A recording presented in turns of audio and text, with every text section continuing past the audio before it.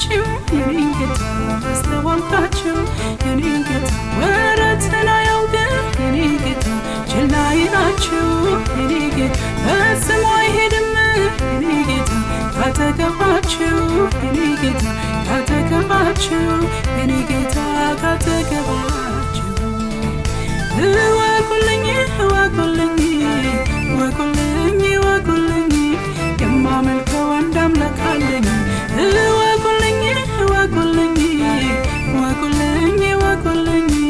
የማከብረው አንድ ወዳጅ አለኝ የሚቀርበኝ አንድ አባት አለኝ የሚቀርበኝ አንድ ወዳጅ አለኝ የማመልከው አንድ ጌታ አለኝ የማከብረው አንድ